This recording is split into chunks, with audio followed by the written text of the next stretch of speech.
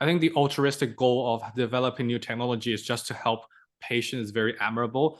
But on the flip side, people, or for general public perspective, when you talk about developing new technology or endoglide and even like commercialization of different medical equipment, and from a outsider view is thinking about, oh, you are a doctor, you shouldn't think about profit, you shouldn't about patient's best interest, you don't think about money. So how do you sort of persuade them or just say that, oh, what I'm doing is trying to help people, it's not about thinking about, oh, how much I can earn from this?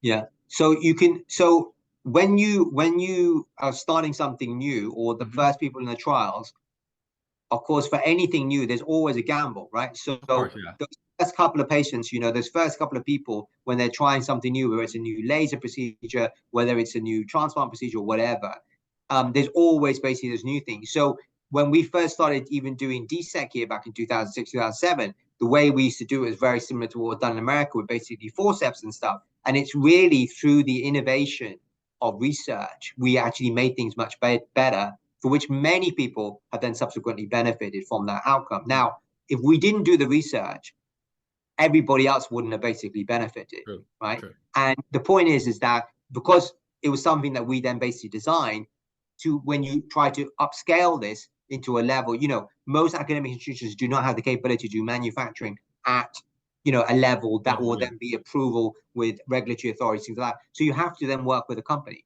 right, for that thing itself. But that's a learning experience as well. I mean, I had done licensing, patenting, all this kind of stuff and things as well. So as an inventor, at that time and stuff, you learn how to basically deal, and it's something that we never learn at medical school as well. Nobody ever teaches you how to make these kind of deals, or even what kind of these deals to do. But if you really want something to go into a clinic, you have to then basically work with industry. It's very difficult to do it all on yourself and stuff. And that's what we basically tell the patients. Of course, our patients benefit, you see, because I tell them that, you guys are having it way before anyone else is even having it and stuff. And of course, my patients have been using that device since like 5 years, right? But that device didn't go on commercial sale probably for a year after I was basically using it. So of course, my patients had a year of something that was well ahead of everything else. But to me, that's they have the lucky advantage of being coming to my clinic and stuff. But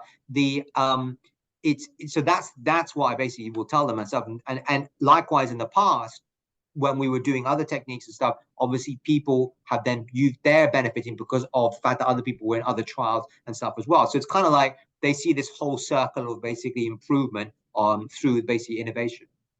So I think that having that entrepreneur spirit, but at the same time, at the very core, is trying to help people push you forward and also pursue something that's very difficult.